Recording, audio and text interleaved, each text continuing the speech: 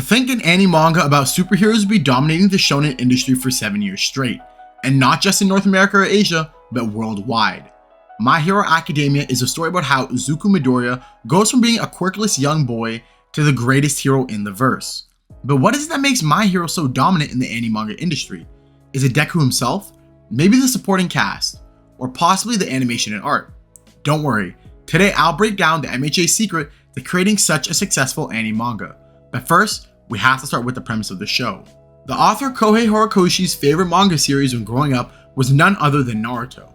So naturally, he wanted to create a manga that could stand out of the crowd but still be great for shonen audience. So he thought to himself, what could be a possible subject that can make my manga reach new heights? And it hit him: superheroes. It's no secret that Horikoshi's big a fan of Marvel and DC, with much of his inspiration of My Hero coming from Western comics. His prototype of Deku had a much edgier design consisting of long, black curly hair that covered one of Deku's eyes. Always drawn with a broody expression, he looked more like an anti-hero than your average superhero. He was also given an extra edge with an intimidating hero costume following Batman's animal theme, but with rabbits, similar to the Batman Caped Crusaders look. Horikoshi combines the best traits of shonen anime and superhero comics, and blends them in a way that feels natural, engaging, and entertaining. The whole vigilante arc was inspired by the Batman comics, as Deku turns into a vigilante just like Batman to save the city that's constantly struck with crime, just like Gotham. And it's not just Batman. His Black Whip is inspired by Spider-Man. His super strength is inspired by Superman. And speed inspired by the Flash. And for some reason, if you still don't believe me, he even drew silhouettes of existing superheroes in the first chapter. Alright, now I want to dive into the next secret that Horikoshi did that made My Hero so successful, and it's the themes presented in his work. For example, heroism. My Hero delves into what it means to be a hero, the sacrifices involved, and the responsibility that comes with wielding great power. It examines the different motivations and approaches to heroism, emphasizing the importance of selflessness, bravery, and protecting others. All Might is a great example of this, as we even see him embodying the name Symbol of Peace. He takes on all challenges selflessly and without hesitation dives in to help others in need. And even though he was badly injured by All For One, it never stopped him from being the symbol of peace that everyone needed, and continues to inspire everyone around him, including the next generation of heroes, and of course his pupil Deku. Another great theme that's highlighted in My Hero is overcoming adversity. My Hero highlights the power of resilience and perseverance in the face of adversity. Characters face numerous challenges, both physical and emotional, and must find the strength to overcome them. My Hero emphasizes that setbacks and failures are opportunities for growth, and that true strength comes from the ability to rise above difficulties. The first person that comes to mind when reading this is Miro. He was one of the top candidates of All Might's successor and the inheritor of All For One, but he earned that spot through sheer hard work and dedication. Although his quirk permeation sounds cool on paper, it's actually very dangerous and without proper training could kill the user. Mirio struggled a lot with permeation during his time at middle school, even to the point where he couldn't even phase through a simple plank of wood. Thanks to his never-ending determination though, Mirio was able to utilize his quirk well enough to at least pass the UA entrance exam, thus being accepted into the UA High School Hero course. Still, Mirio kept facing hardship even as a UA student, failing to attend great results at the UA Sports Festival, but his bright and humorous character would grab the attention of Sir Night-Eye, who saw him as a potential successor for All Might. And from there, he kept getting better and better. Even after losing his quirk in Season 4, he still didn't stop smiling and overcoming adversity, till later in Season 6 where he was able to get his quirk back. The last thing I'm going to mention is identity and self-discovery. Many characters in the series grapple with their identities and struggle to find their place in the hero world. The series explores themes of self-discovery, self-acceptance, and the journey of embracing one's individuality. It emphasizes that true strength comes from embracing one's unique quirks and talents. I'm hoping we're all thinking of the same two characters here for this topic: Shoto Todoroki and Endeavor. Although different characters entirely, they both go through identity crisis and self-discovery. Endeavor is blinded by his goal of becoming the #1 hero. After realizing he can never surpass All Might, he attempts to create a child into surpassing him instead, which leads him into becoming an abusive father, manipulative, neglecting his other failed children, and a lot more. Sensing the rising crime and unrest in the society losing its symbol of peace, he began questioning his role and duty as the #1 hero. After a conversation with All Might about what being the #1 hero means to the world, Endeavor starts considering how he treated his family up until then, which sets him down the path of growth and self-discovery, which I really loved in My Hero. Now for Todoroki. Todoroki originally had a cold, aloof personality which stemmed from his abusive upbringing and complicated family life. Todoroki had a deep loathing for his fire abilities, which he inherited from Endeavor, as it symbolized his father's wickedness towards him and his mother, as well as what he was born to be, a tool to surpass All Might, a fate that he detested. During his match with Deku at the sports festival, Deku's speech made the memory of his mother's supportive words resurface, and the first time since childhood, Todoroki used his fire powers in combat.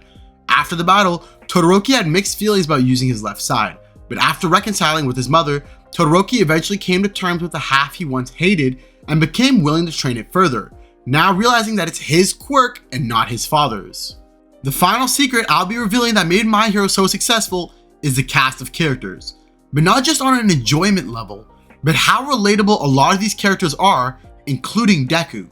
The cast of characters feature a large and diverse group of characters, each with their own distinct personalities, quirks, and storylines. This diversity allows Horikoshi to explore various perspectives, experiences, and backgrounds. It's easier for viewers to connect with characters that are more human-like and go through common IRL struggles. Now, I'm not saying you can't connect with characters like Naruto or Luffy because you didn't have a demon sealed inside of you or a body that can stretch as far as a football field. Look at Denji. I 100% relate to his goal of touching but a lot of the characters in My Hero go through struggles that you might see in your day-to-day life. For example, Uraraka. Her whole reason for joining the academy isn't for fame or becoming the #1 hero, but to help provide for her struggling family.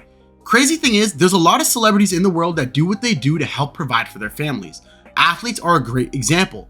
Giannis Antetokounmpo, a basketball player from the Milwaukee Bucks, used to donate all his first NBA checks to his parents until they were able to move to the States where they now currently reside. So much to the point where fans used to see him run to all his games before it started because he'd have no money for something as simple as a cab. Another popular character everyone loves and possibly relates to is Bakugo. Bakugo possesses a multi-faced personality that goes beyond the initial impression of being hot-headed and aggressive. However, beneath his tough exterior lies a character grappling with his own insecurities and frustrations. Especially towards Deku, he was constantly competing with him since entering UA, just to watch Deku quickly creep up and gap him in terms of being a better hero.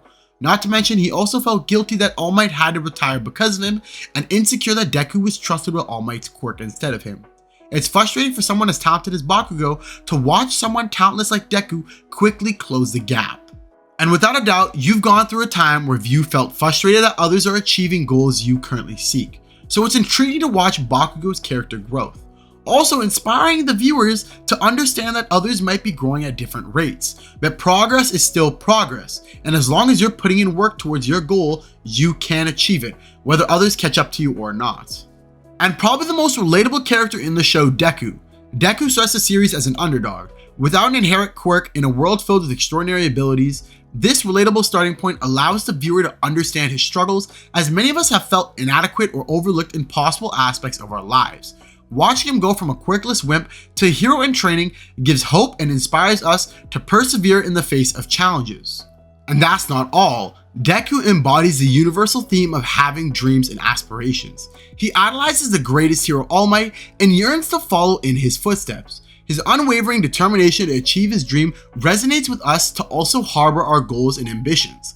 Look at Kylian Mbappe, a world-class renowned football player who idolized Cristiano Ronaldo, so much that he also became a football player, and he's a super fan just as much as Deku is to All Might. Of course, Mbappe wasn't mentored by Ronaldo like Deku was to All Might, but relentless pursuit of his dreams encourages us to believe in ourselves and work hard to attain our own aspirations. He learns from his experiences, overcomes obstacles, and becomes more confident in his abilities. This journey of self-improvement reflects the personal growth that many of us strive for in our lives. Deku's progression reminds viewers that change is possible with dedication, hard work, and a willingness to learn from both success and failure. Do I also need to mention how Deku possesses a strong sense of empathy and compassion, which are fundamental aspects of his character. He genuinely cares for others, often putting their well-being before his own. This lesson isn't to teach us to put others before themselves or vice versa, but for the viewers to understand that the capacity for understanding and helping others serves as an example of positive impact we can have on those around us. Unfortunately, I can't give out all the secrets to Horikoshi's work, or he might come after me for giving out the secret sauce. But My Hero does a great job of blending shonen with superheroes, creating great themes that are scattered throughout the show, and relatable and enjoyable characters for the audience to resonate with.